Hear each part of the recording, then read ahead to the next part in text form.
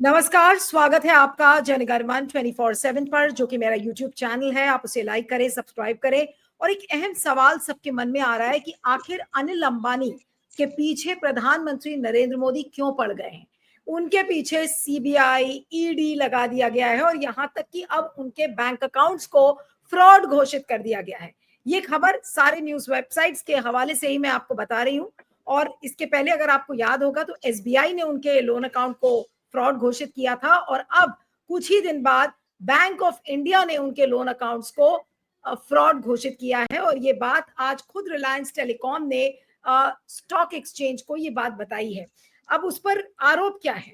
Bank ये कहा जा रहा है कि रिलायंस कम्युनिकेशंस, जो कि अनिल अंबानी की कंपनी है, उसने फंड्स को डाइवर्ट किया है। यानी कि किसी एक पर्टिकुलर चीज के लिए लोन देने के बजाय वो उस लोन अमाउंट को उन्होंने कहीं और डाइवर्ट किया, लोन की शर्तों का उल्लंघन किया।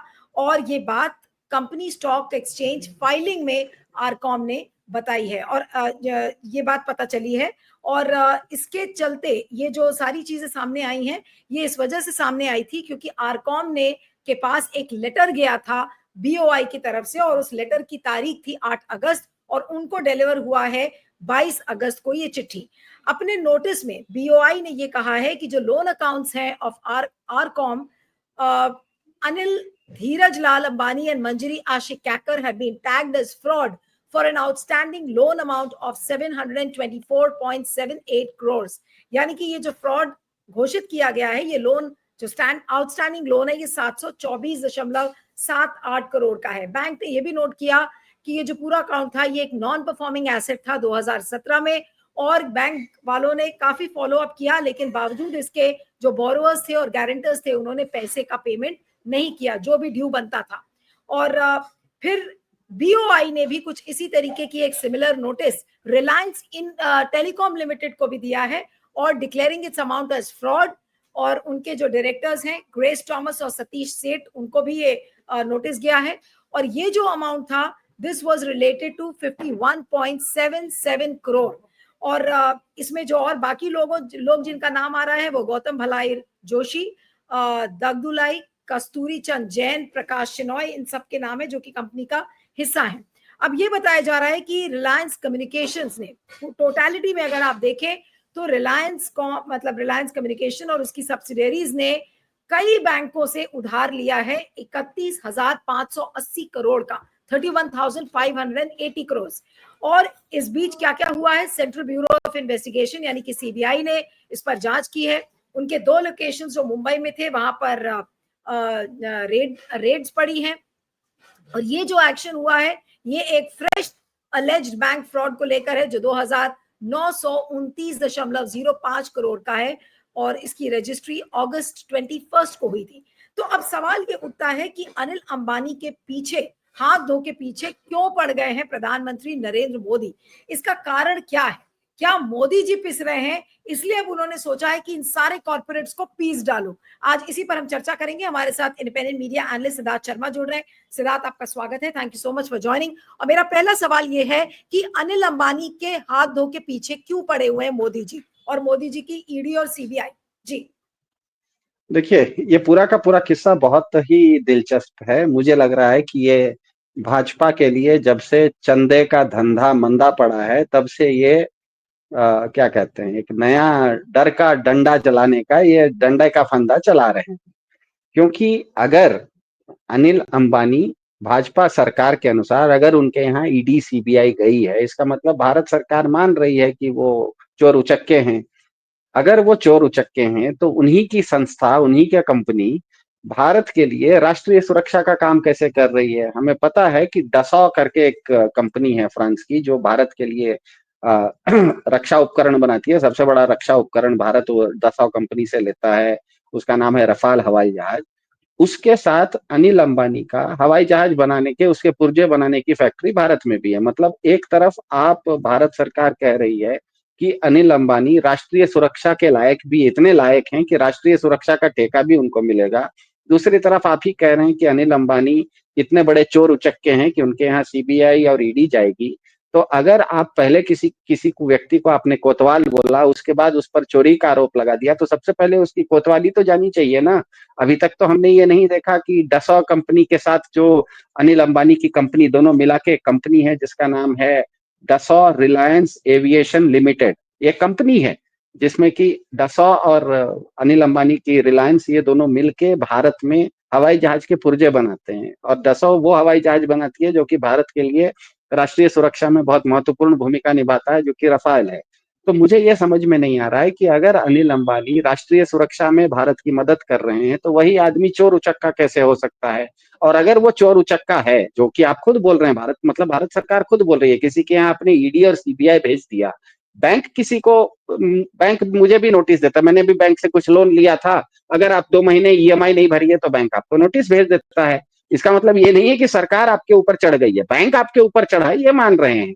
तो बैंक जो कह रहा है वो अपनी जगह पे, लेकिन यहाँ पर आपने ईडी और सीबीआई किसी के यहाँ भेजा, इसका मतलब सरकार भी मान रही है कि आप चोर उचक्के हैं।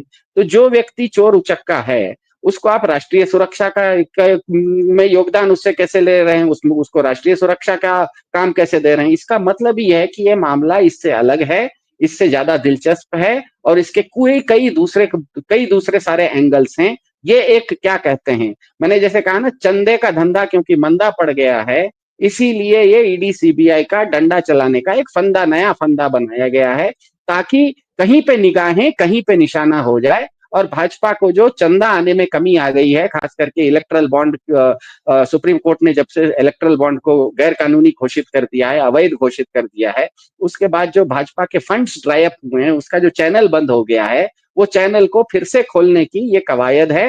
ये कहीं पे निगाहें और कहीं पे निशाना वाली बात है, ऐसा मुझे लग रहा है। नीलू जी। जी।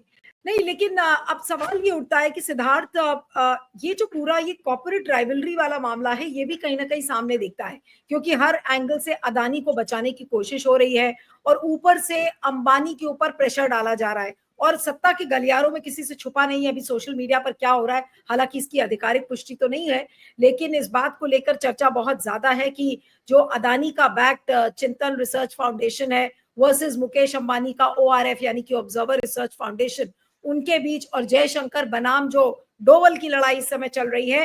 तो ये क्या, ये जो पूरा मामला है, ये कहीं ना कहीं इससे भी जुड़ा हुआ नजर आ रहा है कि ये कॉर्पोरेट हाउसेस का क्या होता चला जा रहा है, या फिर आप ये इसको केवल और केवल चंदे के एंगल से ही देखेंगे? जी। इसमें मेरे ख्याल से चंदा का एंगल प्रमुख है, लेकिन जो आप कह रहे हैं वो एंगल भी एक, उसमें क्या कहते हैं, कभी कभी ना किसी चीज में आपको इंसिडेंटल बेनिफिट्स हो जाते हैं। तो इस चीज में क्योंकि अंबानी जी पिस रहे हैं, अनिल अंबानी पिस रहे हैं, भारत सरकार उनको पीस रही है, इसमें अदानी का भी फायदा हो रहा है, क्योंकि अदानी और अनिल अंबानी एक फील्ड ऐसा है जिसमें कि दोनों का सीधा कंपटीशन है। हमें पता है कि अदानी सबसे ज्यादा भारत में उनका व्यापार चलता है थर्मल पावर प्लांट लगाने में, जिसमें कि कोयला का इस्तेमाल होता है। वो केवल भारत में नहीं होता है, उन्होंने अपने थर्मल पावर प्लांट्स बांग्लादेश में भी लगाए हैं। और भारत में अभी अभी परसों आपने देखा कि गुवाहाटी हाईकोर्ट में एक जज साहब ने पूछ दिया सरकार को कि आप 3,000 बीघा दे रहे हैं अदानी को, आप वहां पे जमीन दे रहे हैं या पूरा जिला दे रहे हैं इसका, और वहां पर वो थर्मल पावर प्लांट के लिए था। तो थर्मल पावर इंडस्ट्री ऐसी है जिसमें कि अडानी का और अनिल अंबानी का कंपटीशन सीधा है। दूसरे जो अंबानी है, मुकेश अंबानी, हमें पता है वो थर्मल पावर प्लांट में नहीं है, वो रिलायंस के पेट्रोकेमिकल्स में है, वो जियो के क्या कहते हैं इंटरनेट में है, लेकिन वो पावर प्लांट में नहीं है। तो भारत में जिस तरह से भारत 5 ट्रिलियन की इकोनॉमी बन रहा है, रोज आपको बिजली की खपत ज्यादा हो रही है, बिजली की जरूरत ज्यादा पड़ेगी। कोई भी भारत में राज्य सरकार हो, किसी भी पार्टी की राज्य सरकार हो, राज्य सरकारों के ऊपर दबाव रहता है कि वो बिजली का प्रोडक्शन बढ़ाए, और बिजली का प्रोडक्शन बढ़ाने के लिए भारत में सबसे आसान और सबसे सस्ता रास्ता है कोल बेस्ड प्रोडक्शन। इसमें सबसे बड़ा प्लेयर जो आज है वो अदानी है, और दूसरे नंबर पर सबसे बड़े प्लेयर अंबानी हैं, वो भी मतलब अनिल अंबानी। तो कहीं पर भी किसी राज्य सरकार में, मान लीजिए 2 महीने बाद कोई एक नई राज्य सरकार को कहीं एक थर्मल पावर प्लांट लगाना पड़े, वो अगर किसी तरह का टेंडर फ्लोट करेगी, तो सबसे पहले उस टेंडर में 2 लोगों का नाम आएगा, एक अदानी का आएगा और दूसरे नंबर पर अंबानी का आएगा, अनिल अंबानी का आएगा, क्योंकि दोनों इसी चीज में है।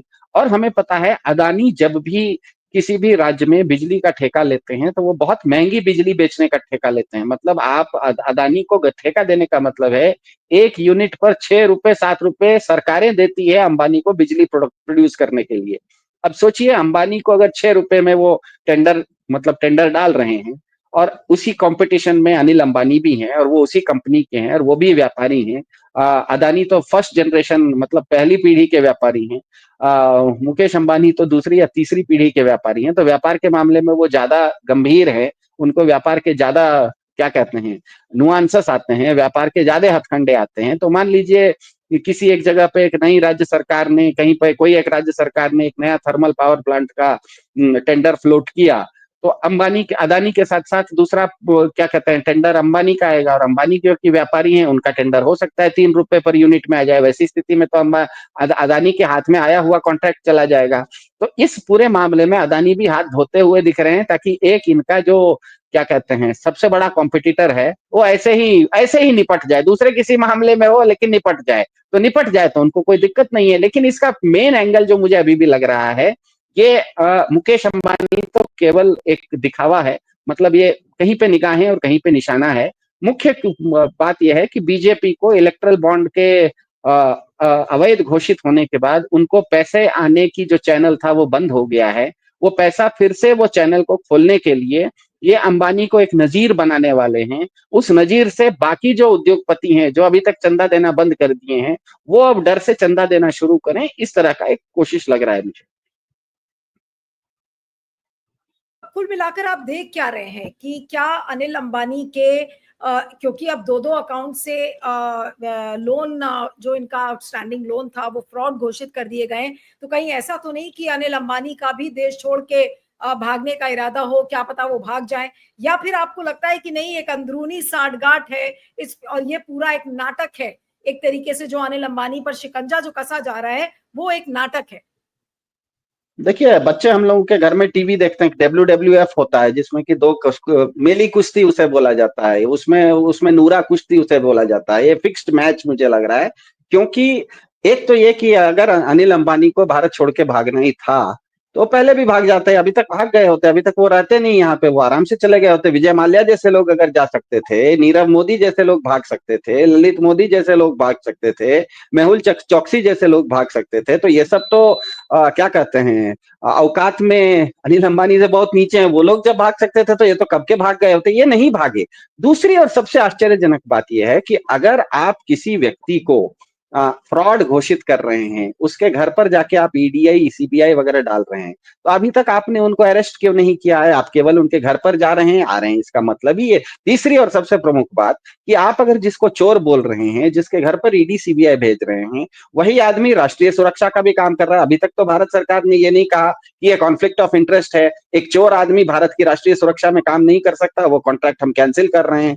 उस तरह का कोई आपने भारत सरकार ने बहुत चीजों को कैंसिल किया है। अभी कुछ साल पहले हम लोगों ने रातों रात में टिकटॉक को कैंसिल कर दिया था, अलग बात है आज फिर से खोल दिया है, लेकिन भारत सरकार किसी भी चीज को रातों रात कैंसिल कर सकती है। अभी तक अनिल अंबानी का भारत की राष्ट्रीय सुरक्षा में जो उनका योगदान है, जो उनकी कंपनी काम कर रही है, उसको तो इन्होंने रोका नहीं है। इसका मतलब ही है कि एक फिक्स्ड मैच है। इसमें केवल और केवल उनको हैरेसमेंट करते हुए दूसरे उद्योगपतियों को दिखाना है, क्योंकि आप ध्यान में रखिएगा इलेक्ट्रल बॉन्ड में 1260 अलग अलग लोगों ने भाजपा को चंदा दिया था। 1260 अलग अलग लोगों को, 1260 यूनिक इंडिविजुअल्स, यूनिक डोनर्स ने दान दिया था। और जैसे ही इलेक्ट्रल बॉन्ड अवैध घोषित हो गया, वो 1260 लोग तो आपको चंदा नहीं देंगे। अब उनसे आपको चंदा लेना है तो अपने ही किसी आदमी को आप टांग दीजिए, नजीर पेश कर दीजिए, तो भले उसमें अनिल अंबानी का कुछ घाटा हो जाए, कोलैटरल डैमेज में वो चले जाएं, लेकिन बाकी 1259 लोग जो हैं जिन्होंने चंदा देना बंद किया था, वो तो कल से लाइन पर आ जाएंगे कि भैया ये अपने ही आदमी को छोड़ता नहीं है, जो इनको चंदा भी देता था, जो इनकी राष्ट्रीय सुरक्षा में काम भी करता था, उसको इन लोगों ने उसकी कंपनी बंद करवा दी, उस पर ही ईडी सीबीआई भेज दिए, तो बाकी हम लोगों का क्या होगा? क्योंकि इलेक्ट्रल बॉन्ड एक ऐसी चीज है, बड़ा चंदा जो होता है वो आपके हमारे जैसे लोग 1000 2000 5000 रुपए से पेट नहीं भरता। जैसे हाथी है तो हाथी का चारा भी बड़ा होता है, तो इलेक्ट्रल बॉन्ड हाथी है, उसका चारा भी बहुत होता है। मतलब हाथी कोई एक कोरा दो कोरा खा के ऊँट के मुंह में जीरा नहीं होता है, हाथी खाता भी बहुत बड़ा है। तो इलेक्ट्रल बॉन्ड में जो चंदा देते थे, उन लोगों ने जैसे ही चंदा देना बंद कर दिया, क्योंकि इलेक्ट्रल बॉन्ड हो गया, क्या कहते हैं, अवैध। तो अब उनसे वापस चंदा अगर लेना है, तो आप अगर मुकेश अंबानी जो कि आपके अपने हैं, जिनको आपने राष्ट्रीय सुरक्षा का ठेका दिया है, जिनसे आपने 2023 के चुनाव में 125 करोड़ रुपया भाजपा ने उनसे दान भी लिया है, इसका मतलब मुकेश अंबानी आपके, माफ कीजिएगा, अनिल अंबानी आपके अपने आदमी है। आपने अपने आदमी को अगर टांग दिया, तो सोचिए, अगर मैं गोदरेज, मेरा नाम गोदरेज है, या मेरा नाम बजाज है, या मेरा नाम बिरला है, या मेरा नाम कोई मित्तल है, तो मैं तो डर के मारे कहूंगा कि सबसे पहले वो बोलेगा, बाद में पहले ही मैं अपने तरफ से भेज देता हूँ, इतना चंदा भैया मेरे घर में ईडी मत भेज देना। बिल्कुल नहीं, लेकिन अब आपको क्या लग रहा है कि इसका अंतिम जो आउटकम है वो क्या होगा? इस समय ओआरएफ बनाम सीआरएफ की भी एक लड़ाई चल रही है, उधर अजीत डोवल और एस जयशंकर के बीच में चल रही है। ये जो थिंक टैंक्स अलग अलग कॉर्पोरेट्स के सपोर्टेड है, अब ये इस बीच में मोदी जी जिस तरीके से पिस रहे हैं, क्या अब ये कॉर्पोरेट घरानों के ऊपर भी इसी तरीके से टारगेट किया जाएगा? मेरे कहने का मतलब ये है कि क्या कॉर्पोरेट्स इसमें पिसेंगे, या अब अल्टीमेटली मोदी जी पिसेंगे, और पिसे ना वो इसीलिए अपनी ये सीबीआई और ईडी को उन्होंने इनके पीछे लगा दिया है।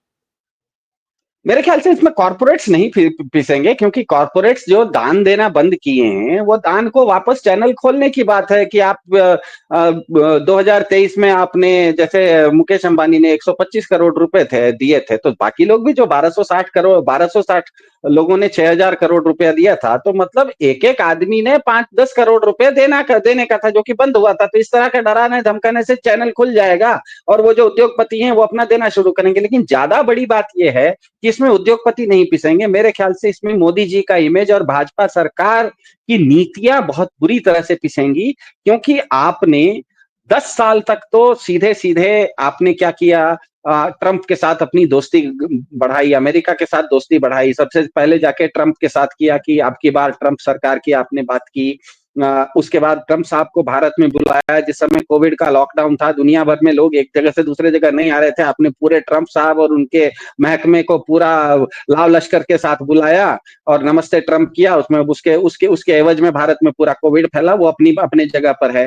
तो वो ऐसी स्थिति में जब आप अमेरिका से सटने की कोशिश कर रहे थे, तो 88 घंटे का, और दूसरी तरफ भारत ने क्या किया कि सिर्फ अमेरिका के साथ दोस्ती नहीं करेंगे, हम चीन के साथ भी दोस्ती करेंगे, इसीलिए आप ब्रिक्स के भी सदस्य बन गए। अब ध्यान में रखिएगा कि ब्रिक्स का जो थ्योरी है, वो ब्रिक्स ऐसी संस्था है जो कि अमेरिका को कंट्रोल करने के लिए बनी है। आप उसके सदस्य बन गए। दूसरी तरफ आप अमेरिका से दोस्ती करने के चक्कर में क्वाड के सदस्य बन गए, जिसका काम ही है कि चीन को कमजोर करना। तो आप एक साथ दो घोड़ों पे आप सवारी करने लग गए। जो दो घोड़े दो दिशा में जा रहे थे, आपने समझा नहीं कि वो जो अजय देवगन दो घोड़ों पे चढ़ते हैं, वो फिल्मों में चढ़ते हैं, वो असल जीवन में नहीं चढ़ते हैं। आज तक मैंने असल जीवन में किसी को दो घोड़ों पे सवारी करते हुए नहीं देखा, क्योंकि दो घोड़े अगर दो दिशा में जाएंगे तो बाकी आपके पैर की स्थिति क्या होगी वो तो बताने की जरूरत नहीं है। कि आपका पैंट भी फटता है और बाकी सब बहुत चीजें फट जाती हैं, वो अलग बात है। तो वैसी स्थिति आए, वो तो भारत सरकार ने खुद ही ये गलत नीतियां अपनाई कि दो अलग अलग लोगों के साथ आप बैठ गए। उसका नतीजा क्या हुआ कि जब ऑपरेशन सिंदूर हुआ, ऑपरेशन सिंदूर केवल 88 घंटे तक चला था, ज्यादा देर चला नहीं था। 88 घंटे में हमने ये देखा कि एक तरफ तो चाइना ने भी पूरा का पूरा पाकिस्तान को मदद किया हथियारों के मामले में, दूसरी तरफ ऑपरेशन सिंदूर खत्म होते होते अमेरिका ने आपके ऊपर सीज फायर का डंडा भी चला दिया। तो आप जो ब्रिक्स में चीन के साथ थे, तो वो आपका साथ नहीं दिया, वो पाकिस्तान का साथ दे दिया। दूसरी तरफ आप जो अमेरिका के साथ क्वाड में थे, उसने आपका साथ नहीं दिया, उसने आपको सीज फायर करवा दिया। तो ये एक ऐसी, दोनों के साथ आपने पिछले 10 साल में अपना इन्वेस्टमेंट किया था, अपना इन्वेस्टमेंट निवेश किया था, जहां पर कि दोनों जगह आपका पैसा डूब चुका है। अब आपकी स्थिति ऐसी है। इसीलिए इसमें कॉर्पोरेट्स का क्या होगा, मुकेश अंबानी का क्या होगा, वो बहुत महत्वपूर्ण नहीं है। भारत की विदेश नीति से ज्यादा भारत की छवि अंतरराष्ट्रीय समाज में बिल्कुल पूरी तरह से एक अविश्वसनीय देश जैसी हो गई है, क्योंकि चीन को भी आप पे भरोसा नहीं है। चीन को लगता है आप अमेरिका के साथ बैठे हैं, अमेरिका को आप पे ऊपर भरोसा नहीं है, उसको लगता है आप चीन के साथ बैठे हैं। जब भी मौका मिलता है 88 घंटे के अंदर दोनों देश आपके ऊपर चढ़ जाते हैं। मैंने आपको एग्जांपल दिया, 88 घंटे के अंदर आपका पूरा का पूरा ब्रिक्स फेल हो गया, क्योंकि ब्रिक्स में अगर आप चीन के साथ थे तो चीन पाकिस्तान की मदद चीन को नहीं करनी चाहिए थी, उसको आपके साथ खड़ा होना चाहिए था, या तो न्यूट्रल रहना चाहिए था। आपने 10 साल तक चीन के साथ ब्रिक्स में रहे, लेकिन चीन ने आपको इन मौके पर धोखा दे दिया। आप 10-15 साल तक अमेरिका के साथ क्वाड में रहे, जिस समय आपकी सेना एक हाथ में अखंड भारत और दूसरे हाथ में पीओ के हाथ में ली हुई थी, और पाकिस्तान घुटनों पर आ गया था। ट्रंप साहब जबरदस्ती आके आपके ऊपर सीज फायर ठोक दिए। इसका मतलब आपने जो दो जगह पर इन्वेस्टमेंट किया था, दोनों ने आपके साथ धोखा किया, क्योंकि वो दोनों जगह एक साथ इन्वेस्टमेंट करने की जगह नहीं थी। आपको इधर इन्वेस्ट करना था या उधर करना था, या तो नहीं करना था। भारत अगर विश्व गुरु है तो भारत को ब्रिक्स का सदस्य बनने की क्या जरूरत है? भारत अगर विश्व गुरु है तो भारत को क्वाड का सदस्य बनने की क्या जरूरत है? भारत अगर विश्व गुरु है तो भारत का अपना कैंप होना चाहिए था। भारत ने अपना कैंप कहीं बनाया नहीं। पिछले 10-12 साल में विश्व गुरु का इन्होंने ढोल तो बहुत पीटा, लेकिन विश्व गुरु अगर आप हैं तो आपके साथ 10-20 चेले भी तो होंगे। आप अगर गुरुजी हैं तो आपके क्लासरूम में 10-20 चेले भी तो होंगे। तो इन्होंने अपने आप को विश्व गुरु तो बनाया, लेकिन अपना एक भी चेला नहीं खोजा। इन्होंने सोचा कि हम चीन के साथ बैठ जाएंगे इसीलिए हम विश्व गुरु कहलाएंगे, इन्होंने सोचा हम अमेरिका के साथ बैठ जाएंगे इसीलिए विश्व गुरु कहलाएंगे। ये दोनों कोई आपके चेले थे नहीं, ये दोनों तो नामी अपने अपने इलाके के गुंडे थे। ये कोई चेले बनने लायक थोड़े हैं ये देश, ये दोनों तो अपने आप में गुंडे थे। नहीं, लेकिन सिद्धार्थ, अनिल अंबानी का जो ये अब लोन फ्रॉड का जो मामला आ रहा है, जिसमें कि इनके अकाउंट्स फ्रॉड घोषित कर दिए गए हैं, तो फ्रॉड घोषित होने के बाद भी ये डसॉल्ट का जो इनका प्रोजेक्ट है वो तो चलता रहेगा। तो अगर ये चलता रहेगा तो फिर प्रधानमंत्री के ऊपर सवाल तो ये खड़े होंगे कि भाई एक तरफ उनके अकाउंट्स आप फ्रॉड घोषित कर रहे हैं और दूसरी तरफ आप उनको ये इस तरीके का रक्षा सौदा दे रहे हैं। तो इसको जनता कैसे समझेगी? ये खेल मतलब जो पूरा है ये मोदी और अंबानी के बीच का, मोदी और अनिल अंबानी के बीच का खेल का असली रहस्य क्या है? अगर लास्ट में आखिरी सवाल आपसे करूं और 1 मिनट में पूछने की कोशिश करूंगी आपसे ये जवाब। जी।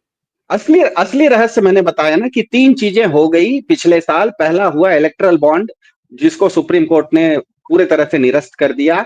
दूसरा, भाजपा की सरकार खुद बैसाखी पर आ गई, 400 पार पे अब नहीं रही। आज ऐसी स्थिति है कि हम लोग समाचार चैनलों पे सुनते हैं कि इस देश के 140 के करीब एमपी दूसरे अंबानी के साथ टच में है। इसका मतलब क्या है कि भारत के जो उद्योगपति हैं वो देख रहे हैं कि विपक्ष अगर इतना मजबूत है तो वो कुछ चंदा भाजपा के अलावा विपक्ष को भी देने की बात सोच रहे हैं। दूसरा ये हो गया। और तीसरा, ये जो ईडी और सीबीआई का डर दिखाते थे, वो अरविंद केजरीवाल के मामले में कोर्ट ने स्पष्ट कर दिया कि आप किसी को सत्येंद्र जैन जैसे 2-2 साल तक, 3-3 साल तक जेल में नहीं रख सकते हैं। एक मियाद रखिए, आपको छोड़ दीजिए। तो ईडी और सीबीआई का जो डर था वो भी उद्योगपतियों के दिमाग से हट गया। तो ये तीनों चीजें हटने के बाद भाजपा का चंदा का जो धंधा था वो मंदा पड़ गया। अब चंदा का धंधा मंदा पड़ गया है, उस चैनल को फिर से खोलना है, तो इन्होंने अपने ही किसी आदमी को बातचीत कर ली कि देखो भैया, कुछ दिन के लिए तुमको हम टांगेंगे, ऐसा दिखाएंगे कि तुमको पीट रहे हैं, तुमको देखा देखी बाकी लोग डर के अब लाइन पे आ जाएंगे और हमको चंदा देने लगेंगे। मेरे ख्याल से भाजपा इससे आगे सोचती नहीं है। कोई सामरिक दृष्टि से भारत का क्या होगा, वो जो डैमेज है वो तो होना। अब होना क्या है, वो तो डैमेज 88 घंटे में। जैसे मैंने कहा, आपने अगर 10 साल तक चीन के साथ ब्रिक्स में दोस्ती की, आपने अगर 10 साल तक क्वाड में अमेरिका के साथ दोस्ती की, तो 88 घंटे में चीन और अमेरिका दोनों आप पर डंडा कैसे चला दिए? इसका मतलब ही है कि आपकी कोई विदेश नीति चली ही नहीं, आपकी विदेश नीति पूरी तरह से फेल हो गई थी। आप आज दुनिया में ऐसा देश नहीं है कि कोई भी देश, क्योंकि आप अपने आप को विश्व गुरु तो कह रहे थे, लेकिन अपने चेलों का संगठन आपने नहीं बनाया, वही देश आपके साथ खड़ा नहीं हुआ। आप केवल विश्व गुरु कहते रहे, लेकिन ये ऐसा कैसा स्कूल है जिसमें कि एक भी विद्यार्थी नहीं पढ़ता? आप कह रहे हैं हम दुनिया का सबसे बड़ा स्कूल चला रहे हैं, और स्कूल में बच्चे कितने भैया? एक भी बच्चे नहीं है। तो आप अगर विश्व गुरु हैं तो आपके 10 चेले भी तो होने चाहिए थे। तो चेले इन्होंने बनाए नहीं, गुरु बनने के चक्कर में रह गए, इसीलिए ये स्थिति आ गई है। अब वो स्थिति के चलते भाजपा की स्थिति ऐसी आ गई है कि उनको चंदा नहीं मिल रहा है। अब जिस तरह से एसआईआर के खिलाफ जनता सड़कों पर आई हुई है और जिस तरह से विपक्ष जोर शोर से कर रहा है, भाजपा को अगर बिहार में अब चुनाव लड़ना है तो सोचिए उनको कितना ज्यादा खर्चा करना पड़ेगा। उनको अब न तो ट्विटर पे वो चल रहे हैं, न तो वो फेसबुक पे चल रहे हैं, न तो इंस्टाग्राम पे चल रहे हैं, न तो व्हाट्सएप पे चल रहे हैं। ये सब जगह विपक्ष चल रहा है, ये सब जगह वोट चोरी चल रही है। अब हालत इनकी ये हो गई है कि जिस टिकटॉक को इन्होंने 4 साल पहले बैन किया था, वो टिकटॉक को फिर खोल रहे हैं, ताकि कहीं नहीं तो कम से कम टिकटॉक पे हमारा कम से कम नैरेटिव चला दें। तो ये मेरे ख्याल से डेस्परेट अटेम्प्ट है, और भाजपा को पता है कि चुनाव अब बिहार जैसे जगह पर या भारत में आने वाले चुनाव को ये क्या कहते हैं, वोट चोरी करके नहीं जीत सकते। अब आप वोट चोरी करके नहीं जीत सकते, इसका मतलब आपको प्रचार करना पड़ेगा। प्रचार करेंगे तो खर्चा आएगा, खर्चा कौन करेगा? आपका इलेक्टोरल बॉन्ड में पैसा आ नहीं रहा है, तो आपके पास पैसा नहीं है, आपको बहुत बड़ा प्रचार करना है, प्रचार कैसे करोगे? कोई पैसा दे नहीं रहा है। इसीलिए मुकेश अंबानी को खड़ा कर दो, दिखाओ कि 2 हंटर उसको मार रहे हैं। उसको देखा देखी जो बाकी, मान लीजिए मैं गोदरेज हूं, मेरा नाम शर्मा के बदले मेरा नाम अगर गोदरेज होता, या मेरा नाम बजाज होता, या मेरा नाम बिरला होता, तो अभी तो मैं थर-थर कांप रहा होता कि मुकेश अंबानी की जो स्थिति की है मेरी कर दें, उससे अच्छा मैं भी थोड़ा बहुत पैसा दे दूं। बिल्कुल, बिल्कुल। चलिए, आपका बहुत-बहुत शुक्रिया Siddharth. Thank you so much for joining. Thank you.